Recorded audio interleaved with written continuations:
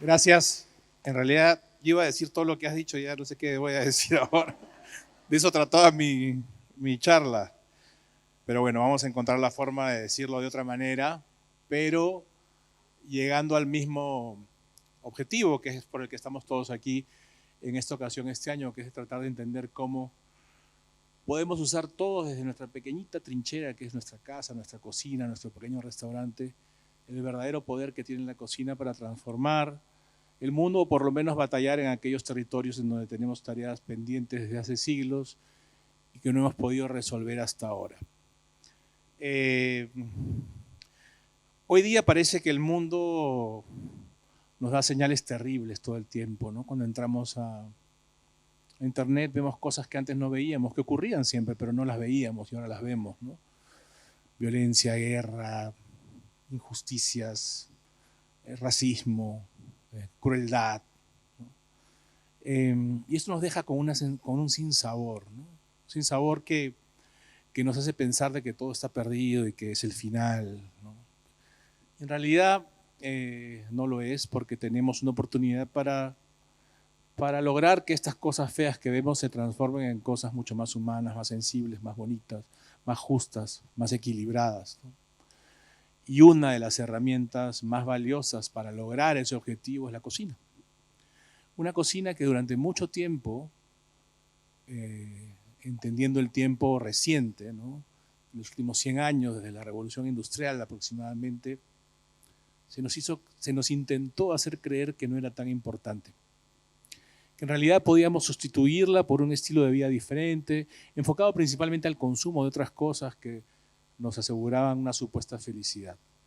Cuando en realidad, si nos ponemos a pensar, eh, si hay algo que nos conecta con los mejores momentos de nuestra vida es la cocina. En la mesa del hogar, nuestros padres, nuestras abuelas, nuestros hermanos, los momentos que hemos vivido cuando éramos niños son casi siempre momentos muy bonitos, y incluso los momentos más tristes terminan siendo momentos muy bonitos porque reflejan el amor de nuestros padres por tratar de sacarnos adelante, de nutrirnos, de darnos un momento de felicidad, ¿no? Entonces, lo primero que tenemos que intentar hacer es desterrar esta idea de que la cocina no es importante, porque más que nada ahora, en este momento en que vivimos de sensaciones encontradas, es ese espacio que nos puede brindar un poco de paz, de conectarnos con nosotros mismos, y si además con buena información podemos decidir correctamente qué ingredientes o qué recetas vamos a incorporar a nuestra vida cotidiana, podemos impactar de manera positiva no solamente en nuestro cuerpo, sino también en nuestro espíritu, en nuestro ánimo, pero también en cosas tan importantes como la economía local, el medio ambiente, etc.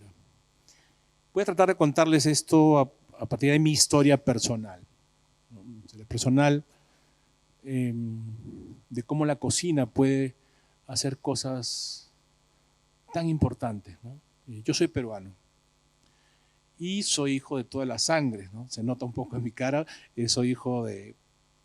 El otro día me hice un ADN de estos en donde te dicen de dónde provienes, ¿no? Y es curioso porque en mi familia no teníamos registrado un origen asiático. Y resultó que tengo 35% de asiático, y entonces todos nos empezamos a sospechar quién fue, ¿no? ¿Qué abuela habrá sido? No sé. Entonces, y afortunadamente mandé revisé el ADN de mis hermanas y también le salió lo mismo, o sea que era algo... Pero eso es el Perú, ¿no? Somos hijos, eh, mis amigos son hijos de padre andino, de madre italiana, de padre chino, de madre africana, de padre japonés y madre costeña. Eso somos nosotros, somos hijos del más diverso origen, que a diferencia de otros países en donde las migraciones hicieron guetos, tratando de atrincherarse, ¿no?, para conservar su cultura. En nuestro caso, ocurrió lo contrario, ¿no? Nos mezclamos. Y gracias a ese mestizaje nació nuestra cocina. gracias al amor de nuestros padres que fueron capaces de unirse, a pesar de que seguramente nuestros abuelos se opusieron porque no querían que se junten con otra persona tan distinta a ellos y querían preservar su cultura originaria, ¿no? Y a pesar de eso se conocieron en la calle, jugaron, se enamoraron y en el hogar se encontraron con que eran muy diferentes, ¿no? Y se encontraron, por ejemplo, y todos los platos son así en el Perú, son el ejemplo perfecto. Por ejemplo, yo siempre cuento la historia de el matrimonio de una típica familia en el Callao, en el puerto de Callao del Perú, que suele ser de origen italiano, y en algunos casos de origen italiano que se encuentra con origen asiático, japonés o chino, ¿no? Entonces imagínense esa chiquita jugando, la hija del bodeguero japonés jugando con el hijito del panadero genovés, y se enamoran y se casan, y de pronto ella quería comer arroz chaufa todo el día en el wok, y él quería comer risotto. Y ella quería echarle a todo salsa de soja y él quería echarle parmesano a todo. Y tienen que ponerse de acuerdo, porque si no se matan, ¿no? Entonces se ponen de acuerdo y entra el ají del Perú para poner todo en equilibrio. Le echan salsa de soja, parmesano, entran los mariscos, lo hacen al wok pero a fuego lento, rarísimo. Y nace el arroz con mariscos de las cevicherías del Perú. Y lo mismo con el tiradito, que encuentran el pescado en láminas y uno quiere echarle salsa de soja y el otro quiere echarle aceite de oliva, y al final termina no siendo ni carpaccio ni sashimi, sino tiradito. Cada uno de nuestros platos es eso, ¿no? Es una historia de amor maravillosa que dio vida a la cocina del Perú, una cocina multicultural. Y que es un hermoso ejemplo para contar en el mundo en que vivimos hoy día, en donde se construyen muros pensando que el encuentro entre culturas puede crear problemas, cuando en realidad lo que va a ocurrir son cosas maravillosas, como lo que ocurrió en nuestra cocina, ¿no? El segundo ejemplo es lo que ha ocurrido con la cocina peruana en los últimos años. Estaba claro que habíamos creado una cocina muy hermosa. Yo soy cocinero peruano, pero no solamente en la cocina, sino en todo, se nos había enseñado en el Perú que nuestra identidad cultural no era tan valiosa ni tan bonita como la europea. Desde chiquitos nos enseñaron a creer eso. Yo, por ejemplo, en mi casa, mi madre viene del norte del Perú, de la costa peruana, y hay un postre típico que se llama King Kong. No sé por qué se llama King Kong en realidad, porque el King Kong es el King Kong, el gorila, ¿no? Esa es una especie de alfajor, no sé qué tiene que ver una cosa con la otra, pero así se llama. Y mi padre viene del Cusco, la capital del imperio de los incas, ¿no? Un mundo completamente diferente. Y en el Cusco todas las tardes se comía mote en la casa. Mote es una especie de maíz seco, que creo que aquí también se consume. Pero nosotros vivíamos en Lima, en San Isidro, que es el barrio más pudiente y más afortunado de todo el Perú. Y entonces, esto que era tan bonito en mi casa, yo de niño tenía miedo que la gente lo descubra, porque podía de pronto burlarse de mi familia, que es lo que yo no quería, ¿no? No es que me daba vergüenza, sino que yo no quería que mis amigos se enteren. Y pensaba que era el único, pero después descubrí que todos hacían lo mismo con lo que ocurría dentro de sus casas con sus papás. Entonces salíamos todos a la calle para tratar de ser europeos, porque nos habían contado que lo nuestro no era tan bonito, ¿no? Y ese es un sentimiento terrible, ¿no? Que uno no puede cargar, ¿no?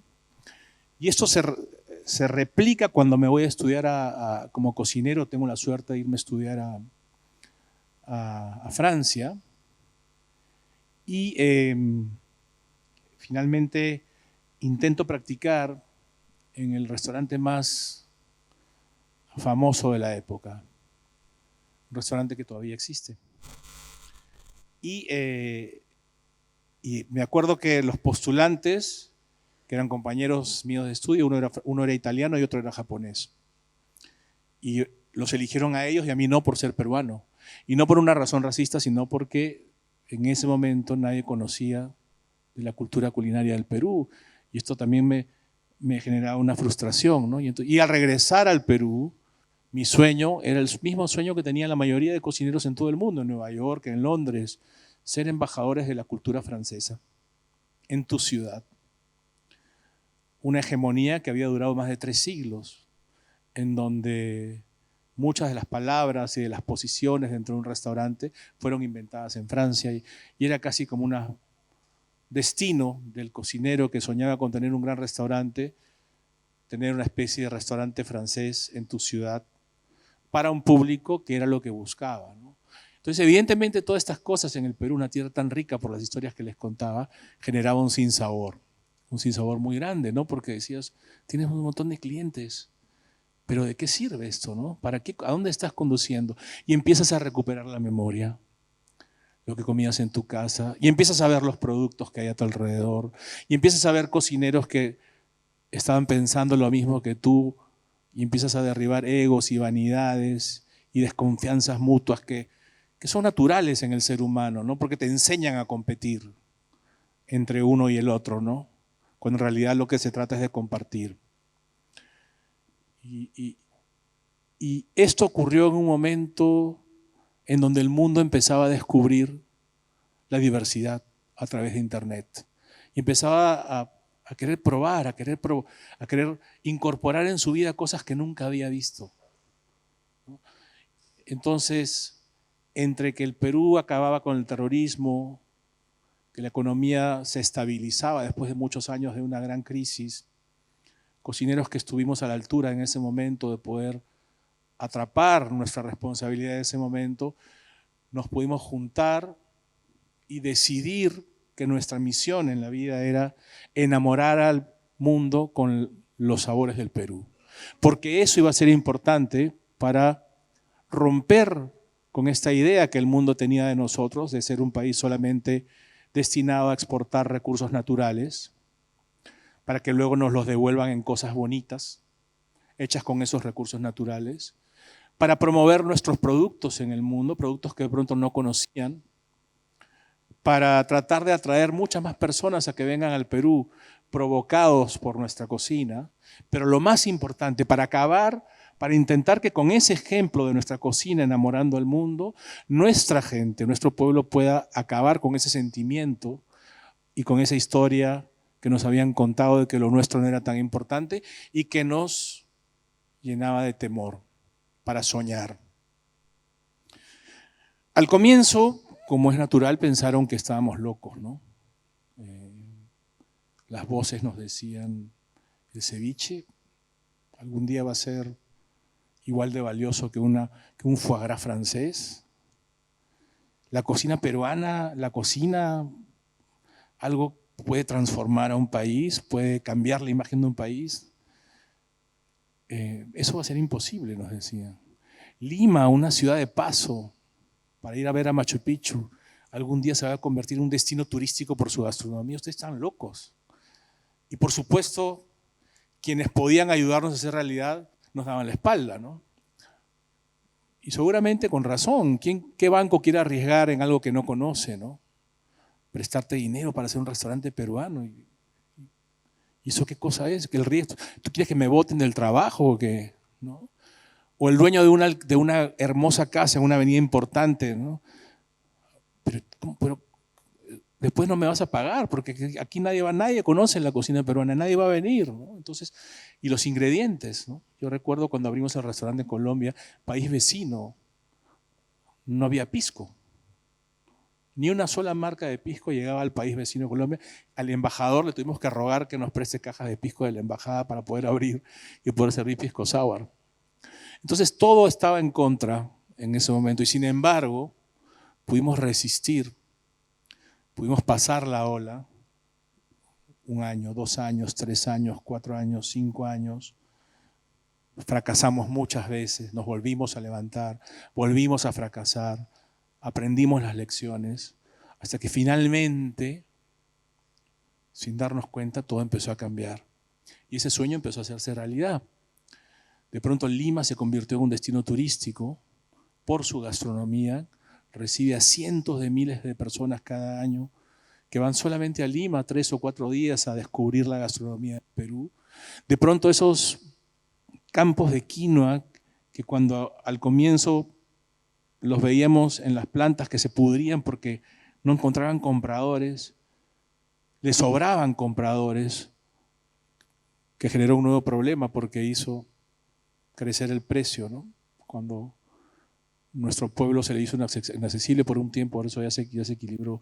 Y así un montón de productos, ¿no? De pronto vimos cómo cuando diseñamos una feria en donde queríamos reivindicar al agricultor, Mistura, reivindicar al cocinero popular, y no sabíamos si iba a venir gente, y vinieron miles de personas de todo el Perú y de todo el mundo a celebrar nuestra gastronomía, nos dimos cuenta que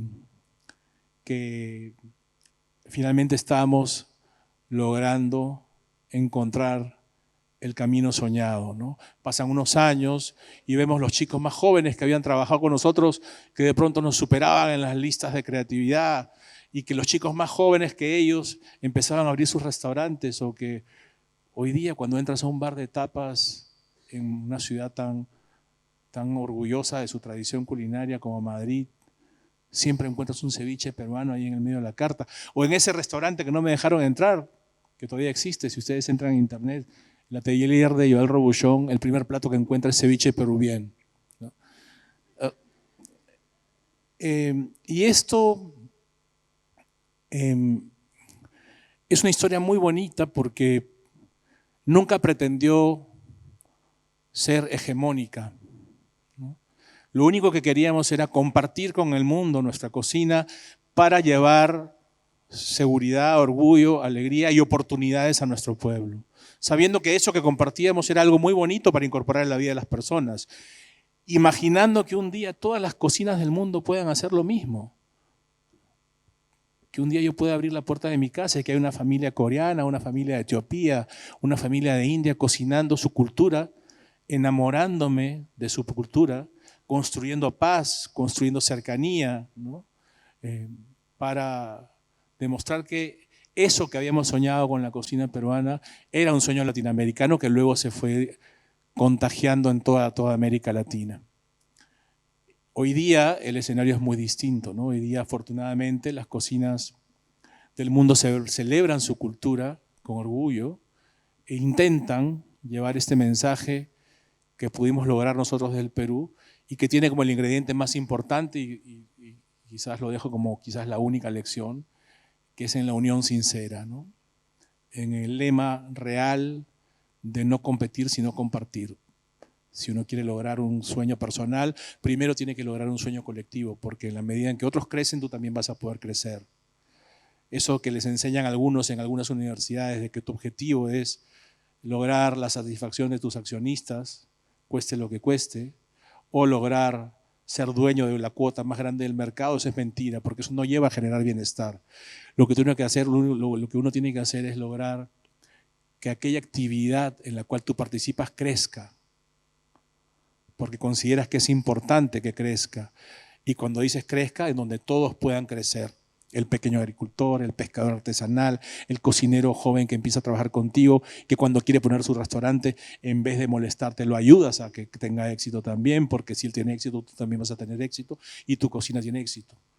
Y la cocina de tu país también en general, y la cocina en general también, ¿no? Entonces, el hecho de que haya ocurrido esto en el Perú, con la cocina peruana, es algo muy bueno para el Perú y también para todos, porque el objetivo es que la cocina sea importante para la vida de las personas. Y esto nos lleva un poco al final de esta historia, que es lo que iba a comentar, y que la gran batalla en este momento no está necesariamente en los restaurantes, está en el hogar. Los restaurantes son vitrinas y son una oportunidad que cumplen una función social, porque te acercan, te pueden nutrir cuando estás trabajando, cuando estás de paso, o cuando quieres divertirte o celebrar la vida o alegrarte en un lugar bonito hecho por un cocinero. Pero en realidad los restaurantes son ventanas en donde los cocineros somos portadores de la palabra de aquellos que están lejos. El agricultor no tiene la misma capacidad que tiene un cocinero en una ciudad para hablar de él. El cocinero puede hablar mucho de él, pero a través de sus platos puede hablar del agricultor, y hay mucha más gente que lo va a escuchar o incluso le va a hacer caso. Entonces, por eso es importante que nuestros restaurantes, cada uno a su manera, alguien tiene más facilidad de palabras que otros, o simplemente tiene más recursos, o simplemente no los tiene, pero el solo hecho de decidir en nuestros restaurantes qué ingredientes vamos a usar y por qué, qué impacto tienen a nuestro alrededor los platos que vamos a cocinar, y salir a contarlos y qué hay detrás de todo ello cada vez que podamos, tiene un impacto, pero el impacto que tenemos que lograr está justamente en el hogar. Suena raro, ¿no? Porque parece que dijera alguien que tiene restaurantes, decirles por favor ya no vayan a los restaurantes, coman en su casa, ¿no? Pero no es tanto así. De lo que se trata es recuperar el valor de la cocina.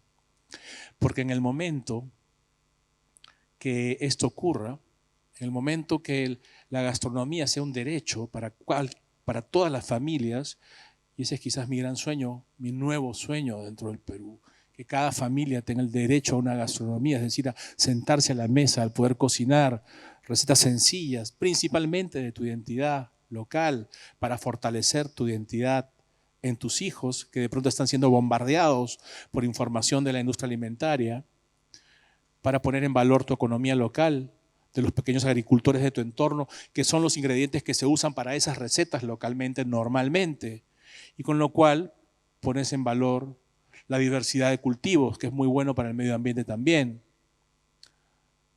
En momentos en donde se libra la batalla, por ejemplo, de la propuesta de una tecnología del monocultivo que promueve como su gran virtud la rentabilidad económica, como si la rentabilidad se midiera solamente por el factor económico, ¿no?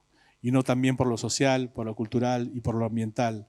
Y en esa suma de esos cuatro, poder encontrar cuál es el real valor para la sociedad y para la humanidad de aquello que se está proponiendo, ¿no? Por ejemplo, un país como el Perú, que tiene una diversidad de maíces. Imagínense si se promueve y tiene éxito el monocultivo de un solo tipo de maíz simplemente por su rentabilidad económica. ¿Qué ocurriría con el pastelito de choclo? ¿Qué ocurriría con el maíz, con la chicha morada, con la mazamorra morada, como parte de nuestra identidad cultural, y que no se puedan hacer más porque simplemente se nos hizo creer que lo único importante era la rentabilidad por hectárea económicamente de ese producto? No estamos hablando de prohibir una tecnología, sino estamos hablando de qué es lo que requiere cada territorio. Un territorio de diversidad biológica y cultural, evidentemente, tiene claro lo que le conviene, ¿no?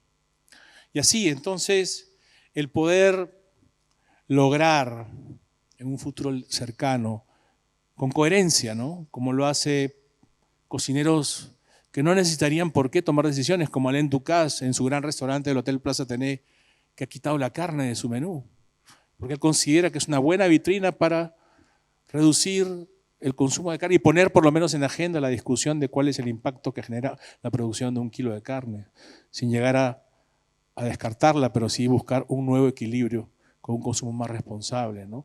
O como lo hace mi amigo Pedro Miles Cafino en el terreno social, tratando de conectar las artesanías y los productos de la Amazonía, de los pueblos más alejados, con la ciudad para añadirles valor y belleza, o como lo hace Dan Barber en la agricultura en los Estados Unidos, o como lo hace José Andrés en el terreno humanitario, ¿no?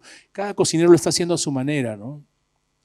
Tratando de participar activamente de esto que ya es una verdad, que el poder de la cocina está todavía subutilizado, y en el momento que la utilicemos, todas las personas, todas las familias, teniendo información adecuada, en el momento que nuestros niños tengan un curso de educación alimentaria en todos los colegios públicos, que tengan una cocina donde puedan cocinar sus alimentos, con un huerto en cada colegio, ¿no? En donde puedan recibir en sí mismo en cada almuerzo una educación alimentaria que los prepare para el futuro, para tomar buenas decisiones. Tantas cosas que tenemos por hacer todavía en el camino, y las podemos hacer cocinando de nuestras trincheras, en un pequeño restaurante, un gran restaurante, pero sobre todo cada vez que podamos, convenciendo a las personas de que la cocina es una actividad muy hermosa para nuestras vidas y para el futuro de la humanidad. Gracias.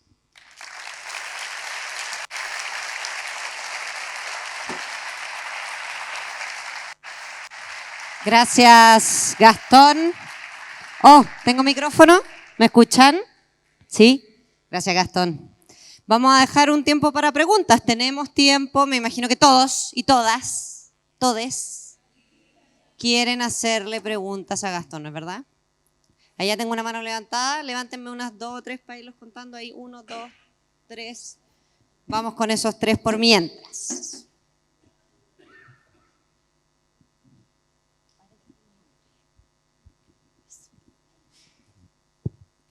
Hola Gastón, soy Ignacio. Mira, yo hace poco fui a Perú y a Bolivia y me llamó la atención un poco el rescate de las culturas precolombinas que tienen ellos. Hace poco estaba Sebastián hablando, el nombre de su restaurante es Alipacha, en Aymara. Y en Perú es impresionante ver lo que tú mencionabas, era la mezcla, cómo conviva en perfecta armonía y cómo se aceptan las distintas culturas. ¿Cómo tú, como pionero en la revolución en tu país, nos puedes dar un consejo quizás a este país que en vez de aceptar la cultura precolombina mapuche, la estamos martirizando en el sur? Porque eso es lo que está pasando.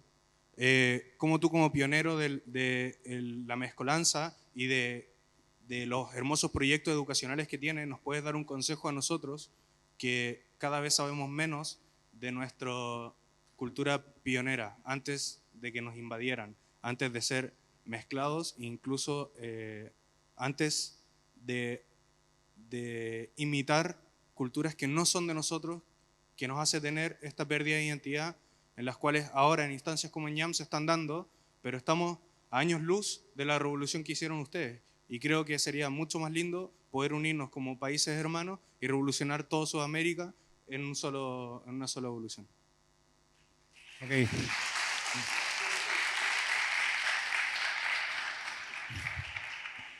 Mira, el Perú viene en 2 años, solamente el Perú va a celebrar el bicentenario de su independencia como república independiente, políticamente, ¿no?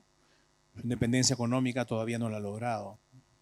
Y su independencia emocional está camino a lograrla, pero vivimos en plena batalla. No es que todos los peruanos se sienten orgullosos de su mestizaje. Llevamos todos un racista adentro, algunos lo tienen dormido, otros lo han logrado matar, pero en los momentos de mayor tensión, en donde te tocan, muchas personas suelen sacar ese racismo que llevan dentro como una manera de defenderse, absurda, de defenderse ante que le descubran lo que hablábamos al comienzo, ¿no? De eso que para ellos es tan bonito y tan preciado, pero que la gente le dijo que era feo, ¿no? Yo recuerdo de niño, ¿no? Que el peor insulto que te podían decir era cara de llama, ¿no? En el Perú, ¿no? Sí, porque había esta enseñanza de que lo andino era el derrotado, ¿no? Sin embargo, también es cierto que hay una responsabilidad de nuestra parte de aceptarnos como una nación mestiza y reconocer que no podemos negar un hecho histórico que hemos vivido 300 años de colonia y que eso ha generado una nueva nación, en donde hay un poquito de andino, de amazónico, de culturas precolombinas, pero también hay de español. El ceviche, por ejemplo, es fruto de ese encuentro entre el ají y el limón, ¿no?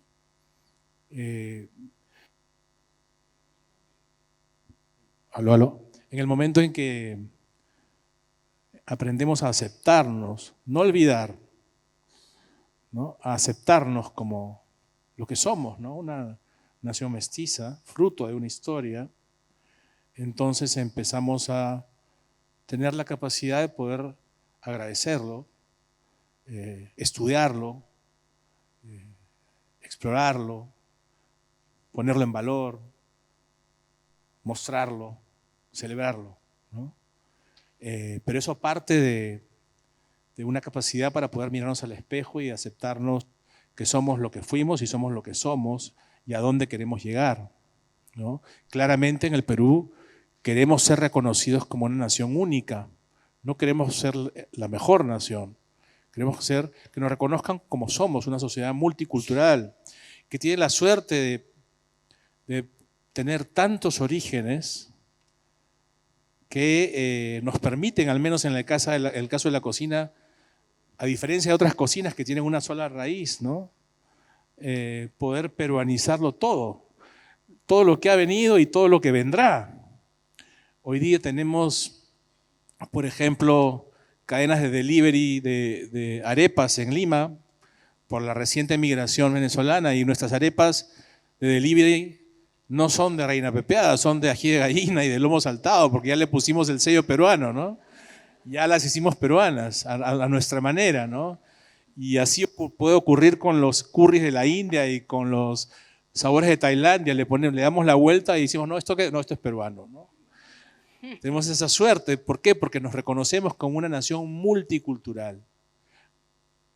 Y cuando digo nos reconocemos, es un anhelo, porque no todos todavía lo reconocen. Hay mucha gente que todavía tiene temor de aceptarse como una nación multicultural. Y no nos cansamos cada día a través de la cocina de recordar que esa es nuestra gran virtud, que si hubiésemos seguido la tendencia de imitar a Francia, ninguno de los cocineros que entramos, por ejemplo, a estas listas famosas de los mejores restaurantes del mundo, hubiésemos estado ni en el puesto 5000. Estamos ahí porque nos reconocen como algo único y diferente, una historia que nadie ha contado porque es propia de este territorio. Entonces, mal haría yo en dar algún consejo. Lo que sí puedo hacer es contar lo que hemos vivido para tratar de que en cualquier país que está viviendo una etapa de convulsión en ese sentido, como la que has mencionado, intenta reflexionar cuál es su camino para alcanzar esa nación unida a pesar de las diferencias de origen, sino más que a pesar, sino más bien y agradecer esas diferencias de origen para poder juntarlas y ponerlas en valor, ¿no? Entiendo que hay este problema, que no es el único país, sino en el Perú también existe. La cocina es un territorio que ha logrado quizás demostrar lo contrario, pero existe en la minería y existe en la tala ilegal de árboles en la Amazonía, la mirada de arriba abajo desde la ciudad hasta las culturas ancestrales, es una amenaza permanente, ¿no? Entonces, yo creo que la cocina es una buena manera de batallar por ese objetivo que nos aflige a todos, ¿no? Gracias. ¿Tenemos otra pregunta por ahí? Gracias. Aló, aló, sí. Gastón, acá. Aquí. Hola.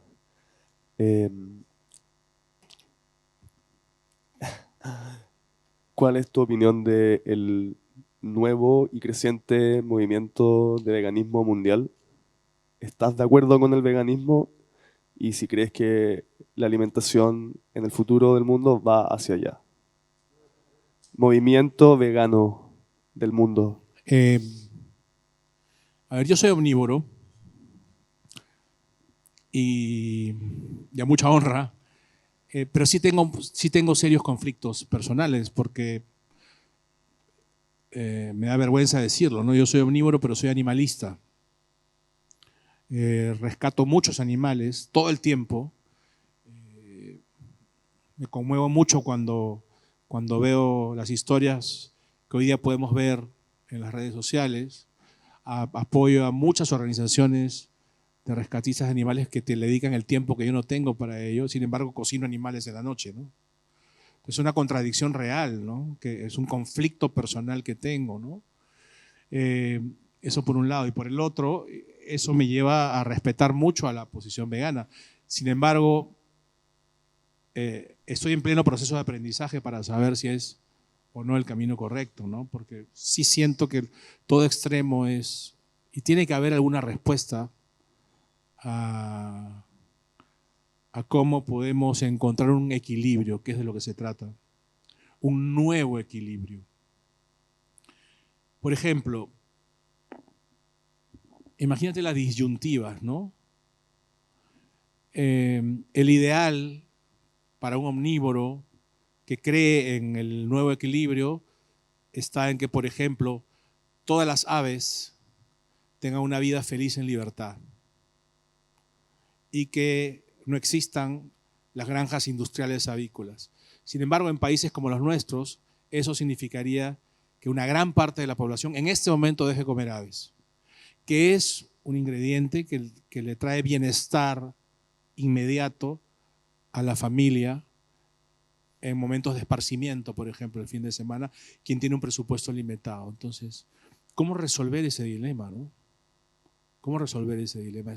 Es paciencia, en primer lugar. Tratar de crear las condiciones para que un día ese pollo pueda ser asequible a muchas personas y que además tenga una vida digna, desde que nace hasta que muere. Pero es un proceso, ¿no? Ahora, ¿esto quiere decir que todos tenemos que creer en eso? No, porque es muy importante que hayan extremos también, para poder provocar, para poder agitar, para poder acelerar cambios que son urgentes e importantes.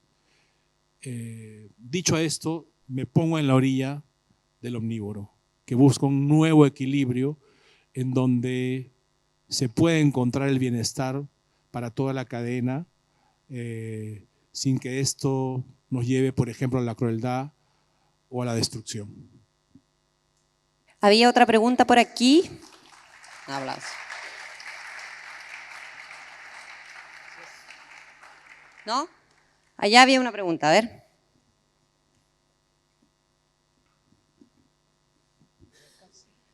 Hola Gastón, ¿cómo estás? Mira, en realidad mi pregunta apunta, como estamos, ¿se escucha bien? Sí, como estamos hablando un poco de los extremos, la verdad que yo te quería consultar cuál es, y en el contexto de que la gastronomía peruana tiene todo este discurso y toda cultura muy variada y multicultural, te quería consultar cuál es el riesgo, o cómo ves tú presente riesgos de nacionalismo, por ejemplo, la típica pelea del pisco, si es chileno, si es peruano, ¿cómo lo ves ahí? Bueno, yo como soy un invitado, no quiero ser descortés.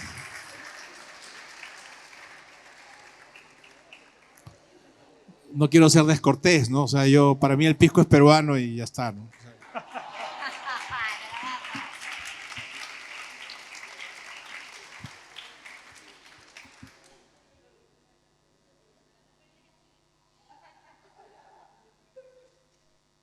¿Más preguntas? Perdón, me quedé paviando. Allá.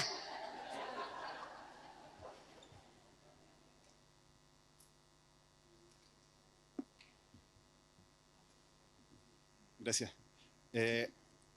Mientras hablaba, hacía referencia a cierta dicotomía entre la economía local y los grandes intereses de industrias nacionales, de la industria de la alimentación. Y tomándome un poco de la pregunta anterior, quería saber si tiene alguna postura respecto a términos como denominación de origen o copyright en términos de alimentación. Sin duda. La denominación de origen es una herramienta de desarrollo en realidad, ¿no? Es una herramienta de desarrollo económico, social, cultural y ambiental también. Por ejemplo, si algo ocurre mucho en el Perú, en donde hay muy pocas denominaciones de origen, cuya ausencia no promueve, por ejemplo, la excelencia o el valor de la calidad de un producto que es claramente superior, proveniente de un valle, por diferentes motivos y condiciones geográficas, frente a otro que se cuela en el mercado con el mismo valor, que no tiene las mismas cualidades. El hecho de darle denominación de origen a un producto en función, por ejemplo, de sus cualidades gustativas, fruto de la fortuna, de las condiciones climáticas del territorio o del trabajo, del desarrollo durante generaciones, para que ese producto llegue a ese nivel, lo que hace es alimentar el entusiasmo en aquellas personas que producen ese producto, de manera que se sientan estimuladas al saber que el mercado, los comensales, los consumidores, valoran esa calidad de ese producto. Y alimenta el entusiasmo en aquellos que de pronto, poniéndole un poco de esfuerzo y de empeño en otro territorio, quisieran llegar a tener el valor y el reconocimiento que el comensal le da a ese producto, que es reconocido con una denominación de origen. Esto es algo que ya está inventado en Europa y ha ayudado a muchas comunidades de quesos y de diferentes productos terminados incluso, pero tratar de definir cuáles son las cualidades y los procesos mínimos que deben respetarse para que ese producto tenga la autorización de llamarse de una u de otra manera, de manera que el comensal los identifique como este queso brie viene de aquí y el queso de cabra viene de allá, ¿no? Y entonces en otro lugar los terminas teniendo como ejemplos, ¿no? A emular. Yo quiero un día que mi queso tenga ese mismo reconocimiento y entonces todo empieza a generar una cadena de valor. Dicho esto, sí, es cierto, todo tiene un defecto, ¿no? Todo tiene una mejora, ¿no? Y el defecto está sin duda en que si tú produces algo que solamente sea para ti, ¿no? Porque de lo que se trata es de compartir, sin duda, ¿no? Y todo tiene sus características y su momento y su reflexión, ¿no? Porque tampoco se trata de liberarlo de manera que se termine un libertinaje en donde muchos se aprovechen de esa marca sin respetar las cualidades ni los procesos para que esa marca y entonces empiecen a hacerle daño al prestigio de ese producto, ¿no? Entonces, no es la única manera, ¿no? Hay, en este momento, además de las denominaciones de origen, están las marcas colectivas, por ejemplo, que es una marca de productos de un mismo territorio, que por las diferentes condiciones hacen de este territorio un lugar mágico para producir un determinado tipo de alimentos, no solamente uno, sino varios, ¿no? Entonces, ¿cuál es la idea? La cooperativa, por ejemplo, es otra alternativa que estuvo satanizada, al menos en el Perú, durante muchos años, porque fue relacionada al comunismo. Y la realidad es que hay cooperativas en Francia que exportan vinos a miles de dólares la botella y son cooperativas que funcionan de una manera extraordinaria, ¿no? Cooperativa en el sentido de cooperar, de que un grupo de personas se unen para disfrutar de un mismo territorio y repartir las ganancias y los beneficios que eso que producen genera en ese territorio, ¿no? Entonces, yo creo que no tiene nada malo asociarse de diferentes formas en la medida en que no se pierda la perspectiva, ¿no? Que cuando te vaya bien, intentes que a otros también le vaya bien con eso que tú haces, ¿no? Tenemos otra pregunta aquí. Hola, Gastón. Soy Rafael Ricón, español, y bueno, nos conocemos de Madrid y de varios sitios. Quería felicitarte por tu entrevista, pero quería felicitar al público que he estado atendiendo hoy. Y esto por una cosa, porque veo que con toda su gran alegría y juventud mantienen un poco de ira, y eso es bueno. Se está quitando el complejo de excolonia y se está cogiendo el complejo de aldea gastronómica colonial, que es, como tú dices, lo que mueve el mundo. Yo empecé en el año 78, en la reunión con Boquís y López de Canís, y nosotros éramos los vecinos del norte.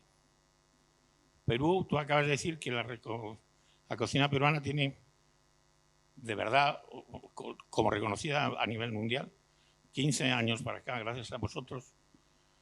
Pero en España somos invadidos, inclusive, varias veces por los franceses.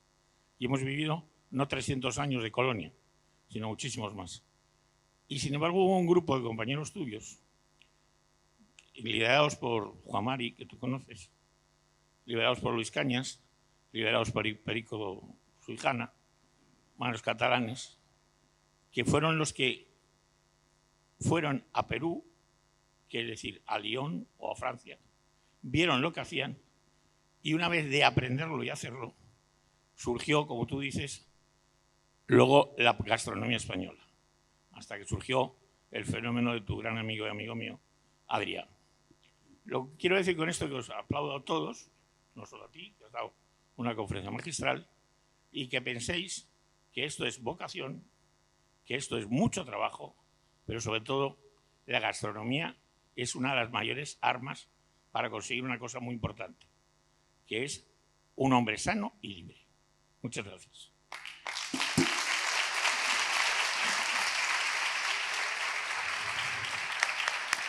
Muchas gracias por esta lección de historia de la gastronomía española, que la conozco bastante bien. Como anécdota, yo puedo decir con toda seguridad que yo soy cocinero gracias a Juan Mario Arzac. Mis padres, en la época más dura del terrorismo, me enviaron a estudiar a Madrid para ser abogado. Y recuerdo que cuando iba a empezar el tercer año, justo en un fin de semana salió la carátula en el año 88, 89, en la carátula de la revista El Domingo del diario El País, Juan Mario Arzac, como el padre de la nueva cocina vasca, que luego llevaría a la cocina española, a la alta cocina española, con Ferran Adrià a liderarla en el mundo. Y yo había querido ser cocinero desde niño en realidad, pero me habían convencido en mi casa de que esto era una locura sospechosa, y que en realidad lo que tenía que hacer era aprovechar las oportunidades que había tenido en la vida y tenía que elegir entre ser médico, ingeniero o abogado. Me sonó como lo más fácil abogado y entonces me fui a estudiar a España, pero no contaron con que aparecería Juan Mario Arzac en la carátula de un periódico tan importante como El País, ¿no? Eso me cambió todo lo que tenía en ese momento en mi mente, ¿no? Y recuerdo que a la semana siguiente me cogí un bus y me fui a San Sebastián a su restaurante Arzac. Me acuerdo perfecto porque el camino era por Burgos, de ahí entrabas a Cantabria, y no me acuerdo bien, ibas y llegabas a San Sebastián. Me acuerdo porque había escuchado, todo el bus repitieron el disco de Sabina, Hotel Dulce Hotel creo que era, en esa época, y hasta ahora me acuerdo las canciones de memoria. Y recuerdo porque llegué un sábado, hice una reserva en un restaurante de 3 estrellas Michelin, yo tenía 19 años, me acuerdo perfectamente que comí pastel de cabracho, que es un pescado de aspecto horrible, ¿no? Pero es una carne deliciosa. Un pato azulón, que es un pato pequeñito, un pato que no se sabe si es de casa o si es un pato criado, con frutas, canutillos rellenos de una crema, que son parecidos a estos cuernitos que venden en las pastelerías de italianos, de franceses, parecido, medio hojaldrado, y un vino de la casa Julián Chivite Gran Feudo rosado. Y me gasté toda mi plata del mes. Lo gracioso es que los mozos me miraban, este niño con cara de sudaca no va a pagar la cuenta, ¿en qué momento se va a escapar, no? En medio de gente importante de todo el mundo, ¿no? Y yo lo que quería era verlo a él, ¿no? Y apareció en su cocina, se abrió la puerta, él salió, se reía con cada mesa. Yo regresé y abandoné la carrera de Derecho y me matriculé en la escuela de hostelería para empezar a estudiar cocina. Pasa el tiempo, y esto fue en el año 89, en el año 2006 me llaman por teléfono y dicen, por favor, quiero hablar con Gastón. ¿Quién habla? Juan Mario Arzac. Yo me quedé helado, ¿no? ¿Y ahora cómo hago? ¿Qué? Estoy yendo a Perú, quiero conocer la cocina peruana y me han dicho que tú me puedes ayudar. Entonces, calladito, me dije, sí, no te preocupes, yo te ayudo. Y armé una gran fiesta sin que él supiera, ¿no? Una gran fiesta donde puse todos los platos de la cocina peruana, invité a todos mis amigos. Claro, había una intención de que él se convierta en un embajador de la cultura peruana, sin duda, pero lo más importante para mí era que yo quería agradecerle por el hecho de que había sido gracias a él que yo había podido atreverme a dejar la carrera de Derecho y convertirme en cocinero, cosa que le conté y luego nos hicimos muy amigos hasta ahora, ¿no?